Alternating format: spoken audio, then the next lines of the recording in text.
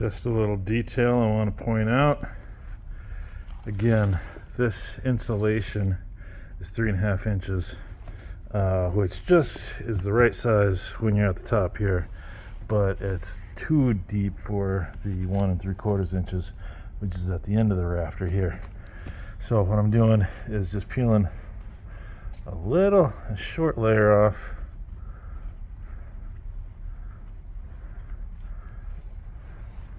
Going back about, halfway, going back to about, 3/8 of the way across. Pulls off just pretty easy. And then do a little bit more peeling off for the first 1/8 or so. And that's helping size the insulation to the rafters so that it's not pushing the wood up or those ceiling panels down. Doing that on both sides and hoping for the best. Okay, I'm done counting days. It's been a lot. Here's the roof. I believe I pretty much took a video of this before. Roof, plywood on all sections complete. It was 4 pieces, 3 full pieces, and a small piece back here. I ended up redoing this when I took out the first one I did because it was just a little long, and I tried to stomp it into place, but it was too much pressure buckling it back out. So I redid that. I am now putting fiber tape over the seams. Assuming I have enough, I'm going to do it over every line of screw heads too, to prevent to smooth the transition between the different pieces of wood, and B, to prevent screw heads from popping up over time or popping through the membrane over time. So I've also seen people talk about only getting on their roofs with socks, so I am now stocking footed on my new RV roof. Got the flashing back on, fiber tape up next, and then I think it's glue it down. I'll roll it out, size it up, cut holes for the vents, then I'll show you the gluing process when I get to it. Good stuff. One last look. Fiber tape over the sheathing seams as well as over all the screw heads. Gorilla tape along that edge. Reapplied the flashing with some fiber tape over the top of that on that side as per original. Little extra Gorilla tape on the ends there. Next up, dry fit the rubber. Okay, we are dry fit. Basically I laid it all out. I made it fairly thin on that side as far as the overhang goes, and left most of my extra over there. Only have about 8 inches to spare on the front and back, and from if you saw an earlier video, you'll know that it spread out about 8 inches past the edge of the end cap there. So that's perfect. I got that fairly centered front and back, and now I glue it on 1/2 at a time.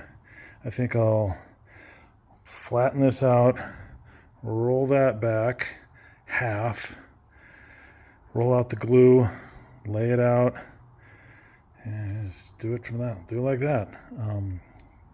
So the instructions say paint your substrate with the adhesive and the membrane also, and it will go from white to clear when it's dry enough to put over. And it's mostly clear. So I don't know if this is gonna work with one person, but here we go. Holy moly. That sucks by yourself. I was running back and forth, trying to pull it up a little forward at a time. At one point, the membrane, wrong side, stuck to itself. That was a Herculean effort to get it undone.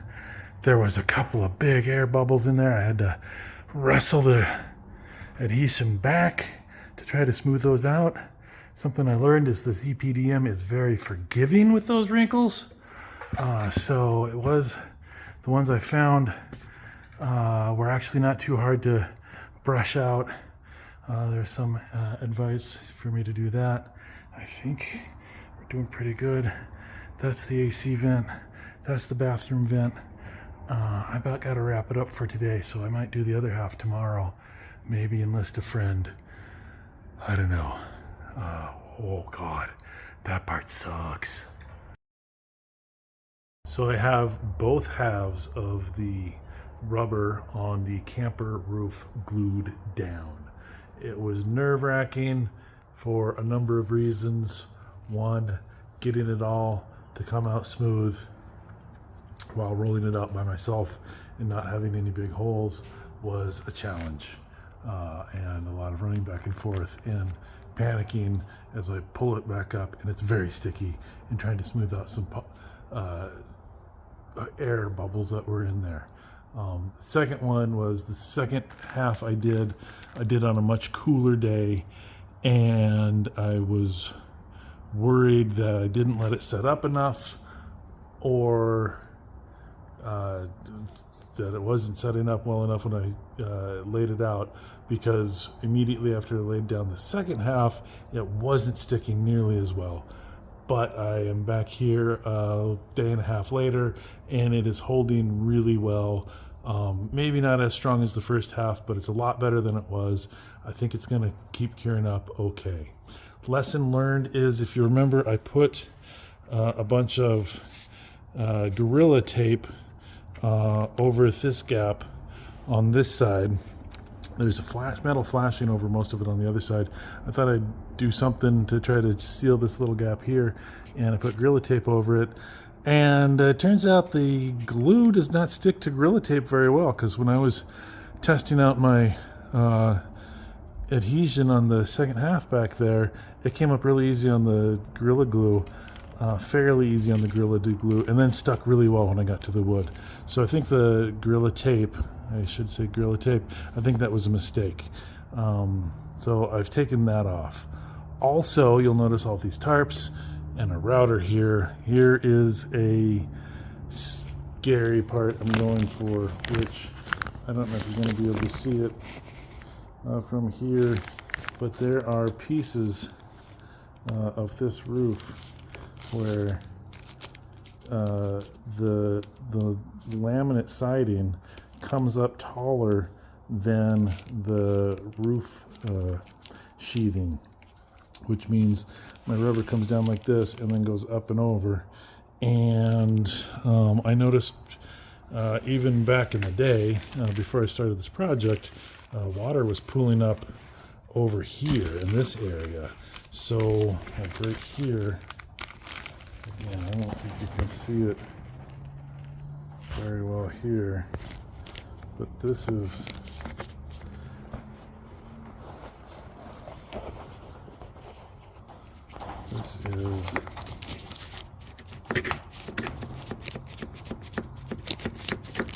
taller than the roof, so it's given the right here a lot. It's helping water to stay stuck. So what I have done is I put masking tape all along the side. I have a 1/2 inch bottom bearing bit on my router, and I am going to see if I can trim this siding down. You can see it right there. Trim the siding down. I don't know if you can see the space between the bearing and where I'm sitting on right there. Trim the siding down to the roof level, which it never was to begin with, and is going to cause problems. The other side is a lot better, so I am going to do a little test section right here and see if I can get this side panel down to the same level as the roof.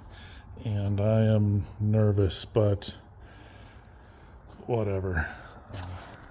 See you on the other side. I think it is working. You can see right there. That's the difference I'm making. That's down level. This is up a little bit. I got it down a lot. The tape is here to keep the surface from getting all splintered and cracked up.